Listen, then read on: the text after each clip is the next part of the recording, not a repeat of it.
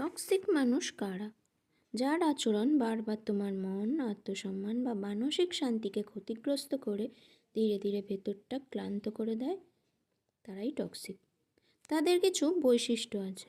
তোমার কথা, তোমার কষ্ট কোনো কিছু গুরুত্ব দেয় না, সবটাই ঘুরে ওদের গল্প হয়ে যায়। যতই ভালো কাজ করো, এরা কখনো প্রশংসা করবে না, উল্টে কিছু না কিছু খুঁত বের করবে।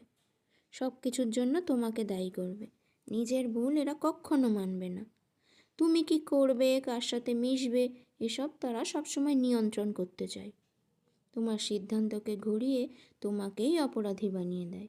প্রয়োজনে তুমি বদলে গেছো, এটা করলে আমি কষ্ট পাবো, এই ধরনের কথা বলে তোমাকে বেঁধে ফেলে।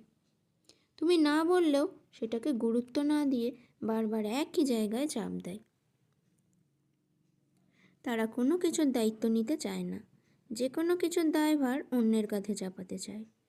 অন্যদের নিয়ে সমালোচনা, মানুষের চরিত্র বিশ্লেষণ, তাদের ব্যক্তিগত সম্পর্ক নিয়ে নেতিবাচক চর্চা করতে এরা খুব ভালোবাসে।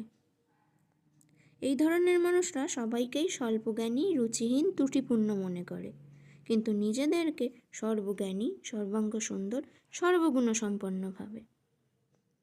তারা মানুষকে খোঁচা দিয়ে কথা বলে, অপমান করে খুব আনন্দ পায়। অন্যের ভালো একদম সহ্য করতে পারে না, এই কারণেই তারা অন্যদেরকে তুচ্ছ-তাচ্ছিল্য করে। এই সমস্ত মানুষ যদি আশেপাশে দেখতে পাও, তাহলে তাদের থেকে দূরত্ব রাখা শুরু করো। নিজের অনুভূতিগুলোকে গুরুত্ব দাও।